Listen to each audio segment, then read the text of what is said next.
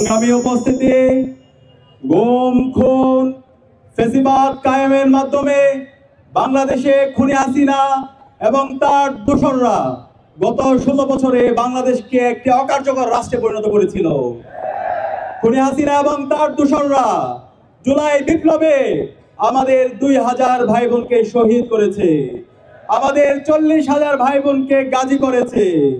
আমাদের শহীদদের আত্মত্যাগের মাধ্যমে এবং আমাদের গাজীদের আত্মত্যাগের মাধ্যমে আজকে আমরা ফেসিবাদ মুক্ত বাংলাদেশ পেয়েছি। আমাদের এই নতুন বাংলাদেশে সবার স্বপ্ন ছিল শহীদদের আকাঙ্ক্ষার আলোকে একটি বৈষম্যহীন ইনসাফ ভিত্তিক বাংলাদেশ বিনির্মাণ করা।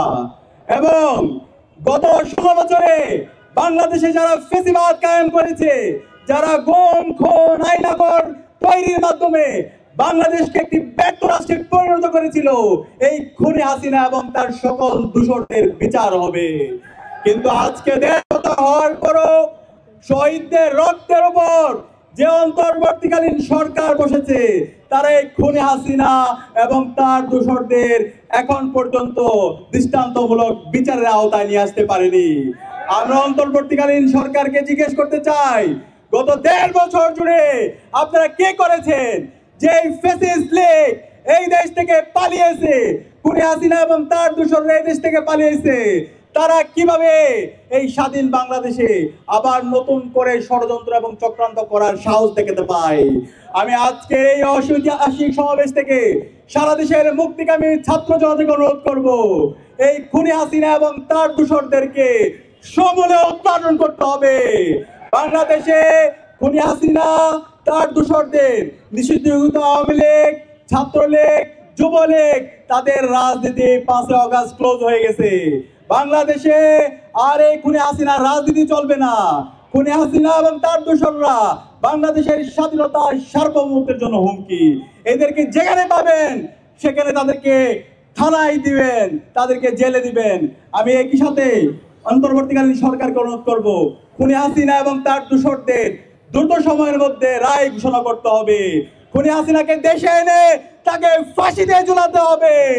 খুনি হাসিনার যত দোসর আছে বিশ্ববিদ্যালয়ে, অ্যাডমিনিস্ট্রেশনে, বিচার বিভাগে, উপদেষ্টাদের মধ্যে যারা ঘাপটি মেরে বসে খুনি হাসিনার পারপাস সার্ভ করছে, তাদেরকে বিচারের আওতায় নিয়ে আসতে হবে।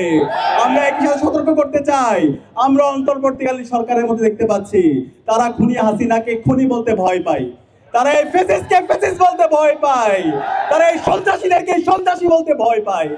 আমরা স্পষ্ট ভাষায় বলে দিতে চাই, যারা খুনি হাসিনার প্রতি সহানুভূতি দেখাবে, তারা খুনি হাসিনা তো এই দেশ থেকে ভারতে পালানোর সুযোগ পাইছে, আপনারা এই দেশ থেকে পালানোর সুযোগ পাবেন না। ছাত্র জনতা আপনাদেরকে যেখানে পাবে সেখানে প্রতিহত করবে। একই সাথে আমাদের এই শহীদরা জীবন দিয়েছে আমাদের এই দেশের রাষ্ট্র সংস্কার করার জন্য। আমাদের যে ফেসিবাদী কাঠামো আছে সেই ফেসিবাদী কাঠামোকে ভেঙে চুরমার করে দেওয়ার জন্য আজকে ঐক্যমত্য কমিশনের দীর্ঘদিনের তাদের সভা মিটিং শেষে আজকে ঐক্যমত্য কমিশন থেকে রাষ্ট্র সংস্কারের সুপারিশ এসেছে। কিন্তু আমরা দেখতে পাচ্ছি বাংলাদেশের নিজেদেরকে একটা বড় দল দাবি করে বিএনপি, তারা মেজর সংস্কারগুলোতে নোট অফ ডিসেন্ট দিয়েছে। আরে ভাই, রাষ্ট্র সংস্কারকে আপনারা চান না?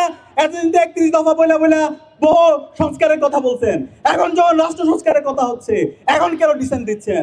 আমরা হুঁশিয়ার করতে চাই, সাবধান হয়ে যান। ছাত্র জনতা ঘুমায়নি। জুলাইয়ের মাধ্যমে যে প্রজন্ম তৈরি হয়েছে তারা আর কাউরে ভয় পায় না। আপনারা যদি সংস্কারের পথে বাধা তৈরি করেন, আপনাদের পতিত ফ্যাসিস্টদের যে পরিণতি হয়েছিল তার চাইতে খারাপ পরিণতি আপনাদের হবে। সাবধান করে দিচ্ছি, সাবধান হয়ে যান। দ্রুত সময়ের মধ্যে ছাত্র জনতার যে দাবি, শহীদদের যে আকাঙ্ক্ষা, সে আলোকে রাষ্ট্র সংস্কারের জায়গায় সহযোগিতা করেন। একই সাথে সকল রাজনৈতিক দলকে আমরা আহ্বান করব, আপনারা সহযোগিতা করেন, নতুন রাজনৈতিক সংস্কৃতি বিনির্মাণ করেন। একই সাথে আমরা দেখতে পাচ্ছি বিগত ফ্যাসিবাদী আমলে আমরা সাংবাদিকতার নামে অপসাংবাদিকতা দেখতে পেয়েছি। আমরা এখন আবার দেখতে পাচ্ছি মিডিয়া হাউসগুলো বিভিন্ন রাজনৈতিক দলের কর্তারা তারা দখল করে তাদের পার্টি অফিস বানাইছে। সাবধান করছি, বাংলাদেশের তারুণ্য এখন বুঝে প্রপাগান্ডা কাকে বলে। আপনারা যদি এই মিডিয়া হাউসগুলোকে প্রপাগান্ডা টুল হিসেবে বানাতে চান তাহলে আপনাদের পরিণতি খারাপ হবে। আমি সবাইকে অনুরোধ করবো, মিডিয়া হচ্ছে সমাজের দর্পণ, সমাজের যে বস্তুনিষ্ঠতা সত্যকে সত্য বলবেন, কালোকে কালো বলবেন, সাদাকে সাদা বলবেন। কেউ যদি অন্যায় করে সাহস নিয়ে সেটাকে অন্যায় বলবেন, কিন্তু প্রপাগান্ডা করবেন না। আমরা একই সাথে বাংলাদেশের সকল ছাত্র সংগঠনকে অনুরোধ করব, আজকে আমাদের ঐতিহাসিক সুযোগ এসেছে আমাদের বাংলাদেশ বিনির্মাণ করার। রাজনৈতিক দলগুলোকে অনুরোধ করব, এই ঐতিহাসিক সুযোগ আমরা যেন হেলায় দোলা আমরা নষ্ট না করি। আমরা যেন শহীদদের আকাঙ্ক্ষার আলোকে আমাদের এই বৈষম্যহীন বাংলাদেশ বিনির্মাণ করার জন্য ঐক্যবদ্ধভাবে কাজ করি। আমি আবারও বলছি, এই খুনি হাসিনা এবং নিষিদ্ধ ছাত্রলীগ, যুবলীগ, এই সকল গণহত্যা এবং শিশু হত্যার বিচারে স্বাধীন বাংলাদেশে হবে। খুনি হাসিনাকে দেশে নিয়ে এসে তাকে ফাঁসিতে ঝুলাতে হবে। একই সাথে আওয়ামী লীগের যত দূষণ আছে তাদেরকে যেখানে পাওয়া যাবে তাদেরকে প্রতিরোধ করতে হবে, তাদেরকে থানায় দিতে হবে। রাষ্ট্র সংস্কারের পথে যারা বাধা হবে তাদের বিরুদ্ধে আমাদের প্রতিরোধ চলবে। একই সাথে একটি সুস্থ নির্বাচন করার জন্য নির্বাচন কমিশন, আইন শৃঙ্খলা বাহিনী সবাইকে লেভেল প্লেইং ফিল্ড ইনশিওর করার জন্য অনুরোধ করছি এবং গণভোট আদায়ের মাধ্যমে আমাদের এই জুলাই সনদের আইনি ভিত্তি দ্রুত সময়ের মধ্যে দেওয়ার আহ্বান জানিয়ে এবং খুনি হাসিনার বিচার এবং দ্রুত সময়ের মধ্যে সংস্কার বাস্তবায়নের আহ্বান জানিয়ে আমি আমার কথা এখানে শেষ করছি। আসসালামু আলাইকুম।